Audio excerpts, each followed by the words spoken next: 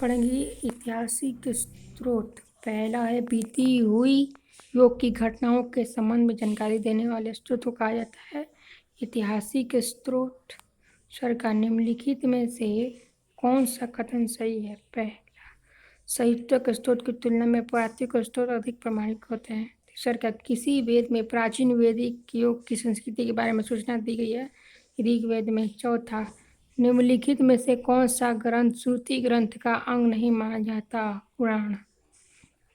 पांचवा, निम्नलिखित में से कौन सा ग्रंथ यह दावा करता है जो उस ग्रंथ में है वह विश्व में है और जो उस ग्रंथ में नहीं है वह विश्व में अलम है? महाभारत।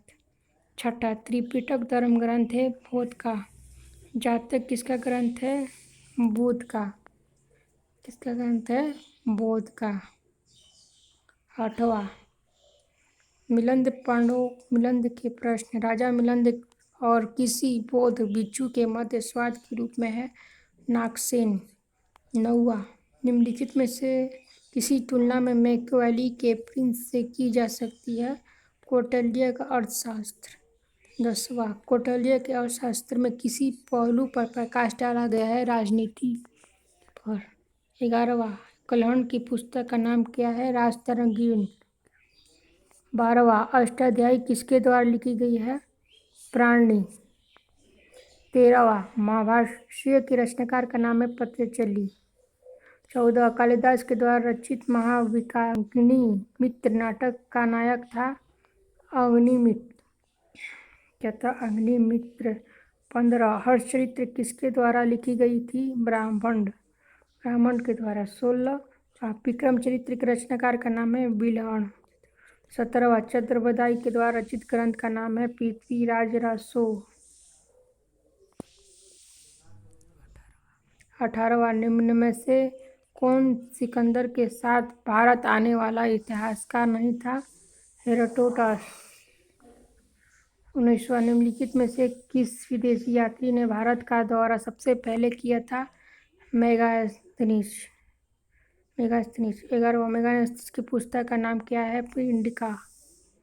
21वां, ज्योतिग्राफी की रचना किसने की? स्ट्रैबो। 22वां, प्लिनी की पुस्तक का नाम है नेचुरल हिस्टोरिया। 23वां, पीपल्स ऑफ एथेंस की रचना किसने की?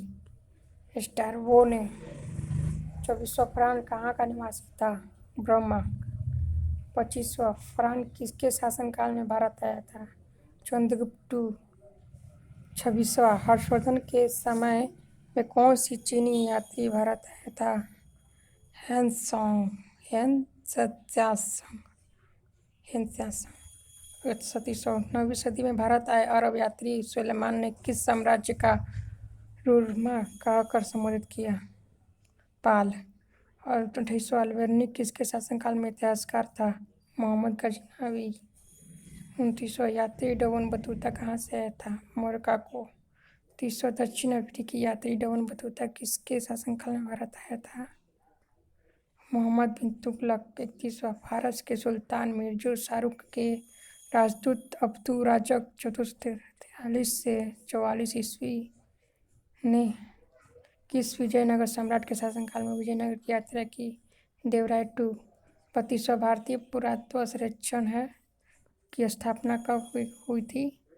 1861 ईस्वी में। 33वां, भारतीय पुरातत्व का जनक किसे कहा जाता है? Alexander Cunningham. 34वां, निम्नलिखित में विद्वानों में हड़प्पा सभ्यता का सर्वप्रथम खोजकर्ता कौन था? दयाराम साहनी। 35वां, हड़प्पा सभ्यता की खोज किस वर्ष में हुई? 1921 में।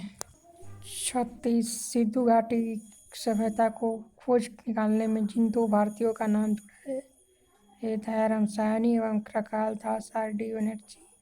37, हड़प्पा एवं मोहनजोदड़ो की पुरातात्विक खुदाई के प्रभारी थे sir John Marshall.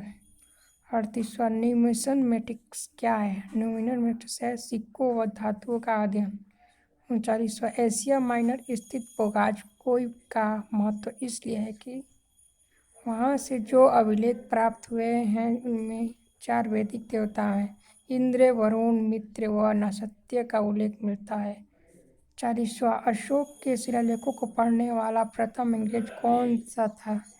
James Prinsep. 41वां Ashok के अधिकांश अभिलेखों का किस भाषा व लिपि में है? प्रकृत व ब्राह्मणी। 42वां कहाँ से अशोक के द्विभाषीय ग्रीक एवं अरामाइक अभिलेख प्राप्त हुए? सर ए कूना, कंधार। 43वां अशोक के वंशहरा पाकिस्तान एवं शहबाजगढ़ी पाकिस्तान से प्राप्त शिलालेखों में किस लिपि का प्रयोग किया गया? खरोष्टी। 44वां प्राचीन भारत में कौन सी एक लिपि दाईं से बाईं ओर लिखी जाती है? खरोष्टी। 45वां हेलियोडोरस का विजयनगर अभिलेख संदर्भित है केवल वासुदेव से। 76वां निम्नलिखित में से कौन सा अभिलेख कलिंग नरेश सारवेल से संबंधित है? हाथी गुफा। 47वां सर्वप्रथम भारत में विशुद्ध संस्कृत भाषा में लंबा अभिलेख किस राजा के द्वारा जारी किया गया था? शंखचूड़। 38वां काव्य शैली का प्राचीनतम नमूना किसके अभिलेख में मिलता है? रुद्रदमन के। 49वां निम्नलिखित में से किसे अभिलेख में चंद्रगुप्त मौर्य और अशोक के दोनों का उल्लेख किया गया? महाक्षत्रप रुद्रदमन का जूनागढ़ अभिलेख। Subscribe, like, share.